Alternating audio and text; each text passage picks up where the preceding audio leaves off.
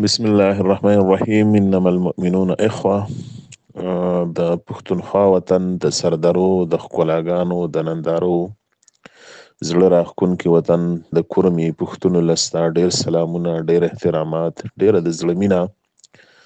د کورمي عزیزانو کم څه چې روان دي ډیر زیات په دې باندې دردیږو، ډیر زیات په دې باندې خفه کیږو. او اوس حالات داسې دي چې سماجي رسنۍ سوشل میډیا راغلی ده، نو داسې نه کیږي چې د کورمي غم دا صرف د کورمي د باجوړ د وزیرستان مسله صرف د هغه سیمې، بلکې هر ځای کې چې یو انساني په حیث د مسلمان په حیث یو پښتون باندې، نو هغه د خپل وطن د هر یو غړي په درد باندې، په تکلیف باندې، په سخت باندې غمجن کیږي. د دې سره سره دا هم یو غږ ټول په تاسو ولس باندې من کول غواړو، د کورمي ټول پښتونو ولس ته دا غږ کول غواړو. موږ درغلي وو هم یو وخت کې په جرګه باندې، بیا به هم راځو. دا زموږ شریک وطن دی، ستاسو زموږ ستاسو تاریخ، کلتور او روایت، خاوره، ژبه، پښتو، اسلام، دا د یو بل سره شریک دی، د یو بل نه بیلیدلی نشو. او بیا هم په کورمه کې چې بیا دا کمی پیښې کیږي او دا کم وحشتونه، کم بربریت او کم بدبختی روانې دي. زما په خیال باندې په دې وخت کې که زه ووایم عموما د ټولو پښتنو د حالاتو په اړه موږ وایو چې موږ بیخي په دې وخت کې انسانیت هم بایللی دی، موږ خپل اسلامیت هم بایللی، موږ خپل پښتو هم بایللی ده. انسانیت د اسلام سپېڅلي اقدار او زموږ پښتو او پښتنواله دا ډېره زموږ نه شاته وروستو پاتې شوې ده. که چېرته موږ د انسانیت په اقدارو باندې ځان پوه کړی وی، د اسلام د ورورولۍ، د انسانیت د خواخوږۍ په فلسفه هم ځان پوه کړی وی، د پښتو پښتنوالې چې کوم زموږ د افغانیت هغه سپېڅلي روایت او اقدار دي چې د زرګونو کلونو نه موږ د یو بل څخه په یو خاوره باندې پاتې شوي، نو زما په خیال باندې دا کم څه چې کیږي، دا کم څه چې مخې ته روان دي، دا به مخې ته نه راتللی. ډېر زیات خفګان کوو، افسوس کوو په دې باندې چې زموږ هغه ورورولي څه شوله، هغه زموږ تعلق د یو بل سره نږدېوالی د منځ نه چېرته ووتلو.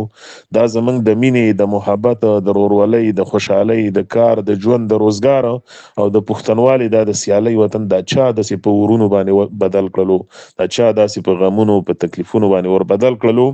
نو یقینا چې مسایل ډیر زیات دي په ټول پښتونخوا وطن کې، په هر سیمه کې په یو شکل باندې بدامني روانه ده. خو د هغه بدامنۍ نتیجه دا ده چې موږ پښتانه وژلی کیږو، بل هیڅ څوک نه وژلی کیږي، خو صرف موږ پښتانه وژلی کیږو. نو یو موږ دا غږ کول غواړو په خپل قام باندې، د کورمي په پښتون ولس باندې، چې د جنگ او د تشدد د هر یو فکر تاسو په خپل باندې مخنیوي وکړئ، بیداري وکړئ د دې لپاره. او د دې سره سره دلته ریاستونه ناستي، د ریاست ادارې ناستي دي، د ریاست پوځونه او لښکرې ناستي دي. خپل قامي جرګې دې ته وکړئ او د ریاست په ادارو باندې غږ وکړئ چې دا د دوی ذمواري جوړیږي چې د کورمي ولس له ټول پښتونخوا او پښتون ولس له به امن دی ورکوي، د سر او مال تحفظ به دی له ورکوي. که موږ په سرکونو ځو هم دوی ذموار دي، که موږ په بازارونو کې اوسېږو هم دوی ذموار دي. کله چې دا ریاست نه و په کورمه کې، موږ دا پښتانه وو، په پښتونخوا کې نور موږ پښتانه اوسېدلو، نو زمونږ به دشمنۍ چې کومې وي دا به هم په لاره باندې وي، بې رواجه به نه وي. خو دلته اوس بدبختي دا ده چې د ریاست ذموارۍ دی، ریاست ذموارۍ نه پوره کوي او زمونږ د قام جرګه د منځ نه ووتله. نو دغه یو غږ کوو په تاسو باندې، په ټولو ورونو باندې، په حیث د مسلمان، په حیث د یو پښتون باندې، په حیث د دې خاورې د یو وګړي، چې یو تاسو په خپل منځ کې یووالي ته لاړ شئ. د بار نه جرګې راځي، بیا به هم راځو موږ، بیا به هم راځو، اوس هم جرګې درغلي دي. خو د بار جرګې خو جرګه وکړي، هغه د نه راشي او سال له بیا جرګه ماته شي، بیا هغه بنده او هغه ماته شي او بیا د هغې نه یو لویه جګړه او فساد او فتنه جوړه شي. دا اور به تاسو د کورمي ولس په خپله باندې وژنئ. که تاسو په خپله باندې بیدارېږئ نه، اهل سنت او اهل تشیع، زه تاسو ته په دې نومونو دومره ویل غواړم چې دا د مسلکونو تقسیم خو په ټوله دنیا کې دی، په نوره دنیا کې ولې په دې نومونو باندې څوک نه جنګیږي؟ زمونږ خدای یو دی، زمونږ رسول یو دی، زمونږ قرآن یو دی، زمونږ کعبه یوه ده، د کعبې نه موږ په شریکه باندې تاویږو، د یو خدای عبادت کوو، د یو خدای د کعبې موږ طوافونه په شریکه باندې کوو. نو بیا موږ په خپله کورمه کې په څه باندې وراني؟ د ځمکو لانجې هم شته، یقینا په ټوله دنیا کې شته دی، پېښور کې هم د ځمکو لانجې شته، په وزیرستان او باجوړ او سوات کې هم شته دی.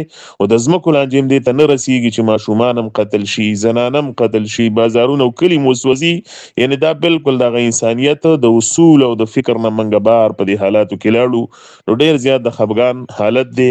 خو دا ډاډ درکوو، تاسو له دا حوصله قدر کوو د کور مې ولس ته موږ دا د ورورولۍ او د مسلمانۍ دا غږ کوو چې د کور مې خاوره ستاسو ده، ستاسو د پلرونو د نیکونو ده، دا کورمه د زرګونو کلونو نه ستاسو ده، تاسو دا کورمه ساتلې ده، 4000 کاله وړاندې ستاسو تاریخ موجود دی. په دغه خاوره کې د چا غرضونه دي غواړي دا چې دغه نومونه او په دغه فسادونو باندې منګه واړی او کورمه ستاسو نه خالی کی، د کورمې معدنیات، د کورمې شتمنۍ، د کورمې ځنګلې، د کورمې معدنیات او وسایل، د کورمې لارې ګودرې د سنټرل ایشیا څخه په دې باندې د خلکو غرض دی چې کورمه قبضه کړي او د کورمې پښتانه د کورمې نه لاړ شي، ورک شي. او دغه تاسو ته عزیزانو ویل غواړو چې نه د پاړه چینار پښتانه څوک ختمولی شي او نه د سدي پښتانه څوک ختمولی شي، نه د بګن پښتانه ختمېدلی شي او نه د علیزو پښتانه ختمېدلی شي.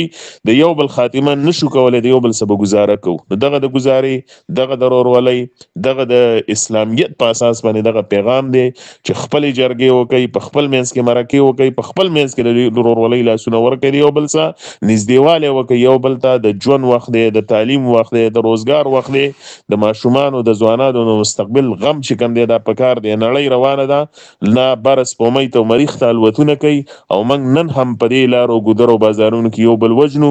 زما په خیال باندې که موږ بیدار نشو، موږ خپل په دې وطن کې امن رانوستو او د امن دپاره هم چغه او غږ یو نه کړلو، نو راتلونکي نسلونه به بیا موږ نه معاف کوي. بیدار اوسېږئ، تکړه اوسېږئ، انشاءالله موږ ډاډئ. دا ډاډ هم تاسو له درکوو چې د قرآن د آیت په رڼا کې موږ ورونئ، هېڅ تفریق په موږ کې نه دی پکار. خپلې جرګې مرکې د ورورولۍ لښکرې غونډې دا جوړې کوي په خپل منځ کې او د امن دپاره او د ورورولۍ دپاره په خپله باندې حالات او چاپېریال جوړ کوي. انشاءالله په دې کورمه کې به امن هم راځي، په دې کورمه کې به روزګار هم راځي، په دې کورمه کې به خوشحالي هم راځي. د کورمې لارې به بې بندې نه وي، شپه ورځ به په هغې باندې راځو. بیا به موږ د جنګ سولو له نه درځو، د جنګ مخنیوي له به موږ د دې وطنونو نه درځو، بیا به موږ د کورمې سیل له درځو، تماشو له به درځو. په دغه وطن کې چې امن خوشحالي خدای دې وکړي چې خوشحالۍ نه راشي، موږ به هم خوشحاله وي. وما علینا الا البلاغ. او په آخره کې د صاحب شاه صابر صاحب دغه شعر به زه د کورمې عزیزانو ته ډالۍ کړمه. وایي موږ د یو جنګ خبر نشو چې چا وګټو، موږ د یو جنګ خبر نشو چې چا وګټو، موږ د هر جنګ راوړل بلها شهیدان. او په میدان ما جنګوي مال شابسې را کوي، په میدان ما جنګوي مال شابسې را کوي، خو د میدان په ویش کې نه مني